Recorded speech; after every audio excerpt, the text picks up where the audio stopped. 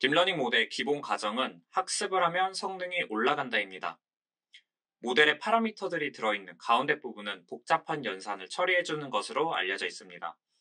그런데 만일 모델을 학습하지 않아도 모델이 이미 연산을 할 수 있는 능력을 가지고 있다면 어떨까요? 마치 공부를 하지 않았는데 문제를 풀 수 있을 정도로 똑똑한 상태라면요. 이번에 소개해드릴 논문은 Algorithmic Capabilities of Random Transformers, 뉴립스 2014에 억셉된 논문입니다.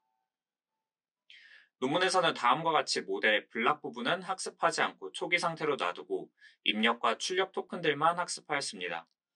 이는 모델 내부는 학습하지 않고 단지 단어가 지니는 의미를 이해하는 학습 방식입니다. 그리고 모델 내부는 학습되지 않았기 때문에 F 안에 있는 알고리즘들이 자동으로 주어진 태스크에 대한 처리를 할 수 있는지 능력을 검증하는 거죠.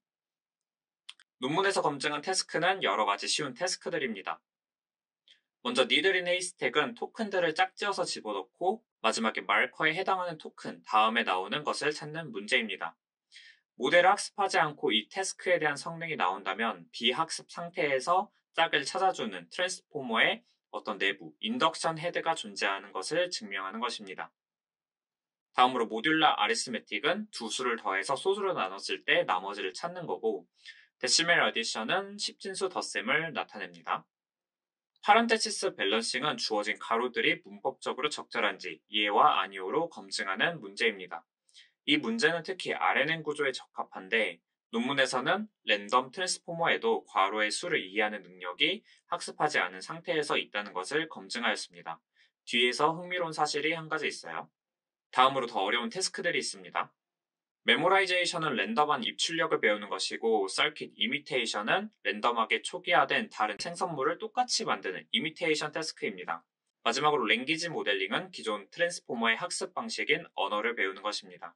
왼쪽에서 오른쪽으로 갈수록 태스크들이 복잡해지고 한편으로 오른쪽 태스크들은 너무 어려워서 랜덤한 트랜스포머가 전혀 못할 것 같다는 생각이 자연스럽습니다. 그럼 왼쪽은 얼마나 못하는지 아니면 잘할지 알아봐야 합니다. 논문의 노테이션을 조금 더 설명드리면 입력 X는 토큰입니다. 그리고 H0는 처음 인베딩이 된 상태를 나타내고 블락 F를 지나면 F1, F2와 같은 형태로 쓰입니다. 여기서 1과 2는 레이어를 나타내고요. 블락의 내부에는 피드 포워드 네트워크와 셀프 어텐션이 있습니다.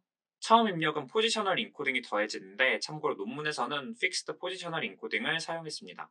블락을 모두 지나면 마지막에 언임베딩 레이어를 거쳐서 복잡에 대한 확률 분포를 얻게 됩니다. 논문에서 실험한 세팅은 두 가지인데 첫 번째로 풀 트레이닝은 E, F, U 세 가지 모듈을 모두 학습한 상태입니다. 두 번째로 인베딩 원리 학습은 E와 U만 학습하고 F는 초기 상태로 그대로 두는 방식이에요. 실험은 두 개의 층을 가지는 트랜스포머에 대해서 진행을 했고 히든 디멘션 1024를 가지는 랜덤 트랜스포머의 결과를 봅시다. 단순히 인베딩만 학습을 해도 100% 성능이 나오는 것을 볼 수 있습니다. 여기서 차원의 수를 줄이면 성능은 자연스럽게 저하되고 태스크의 난이도에 따라서 저해 정도는 조금 다릅니다. 특이한 점은 풀 파인 튜닝의 경우 100%가 나오지만 파란테시스에 대해서는 100%가 나오지 않습니다. 즉 전체를 학습한 모델이 랜덤한 상태에서 인베딩만 학습한 것보다 성능이 낮아버린 현상이 나타난 거죠. 이는 모델이 오버피팅과 같은 이슈들이 있고 단순히 인베딩만 최소한으로 학습한 게 더 일반화가 잘 된다는 사실을 보여줍니다. 논문에서는 언인베딩과 인베딩 중 하나만 학습했을 때의 결과도 보여줍니다. 보시면 출력 단위인 언인베딩을 학습하면 성능이 낮아지지만 입력 부분인 인베딩을 학습해주면 성능이 높아지는 것을 볼 수 있습니다. 신기한 것은 모듈라 어디션 테스트에 대해서 둘을 각각 학습하면 0%에 가까운 성능이 나왔지만 둘 다 학습해주면 100%가 나온다는 점입니다. 지금까지 살펴본 태스크들은 한편으로 쉽기 때문에 더 어려운 태스크의 결과도 봐야 합니다. 입출력을 암기하는 메모라이제이션 태스크에 대해서 학습을 하면 성능은 높습니다. 반면에 랜덤 트랜스포머의 성능은 낮은 것을 볼 수 있죠. 또한 랭귀지 모델링의 경우 인베딩만 학습하면 성능이 낮습니다. 그림에서는 랜덤의 로스가 더 높은 것을 확인할 수 있죠. 한 가지 재미있는 분석 방법을 하나 소개해드리면 바로 태스크에 필요한 차원의 정도를 측정하는 것입니다.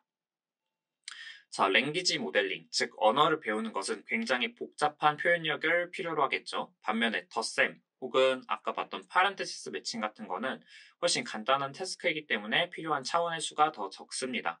이 차원의 수를 측정하는 방법은 출력에 대해서 PCA를 진행하고 주성분인 탑 K개의 벡터의 가중치가 전체 D개의 가중치 합에 비해서 얼마나 큰지 측정하면 됩니다. 이 값이 1에 가깝다면 적은 개수로도 충분히 데이터를 설명할 수 있다는 뜻이고, 그래서 이거를 Explained Variance라고 부릅니다.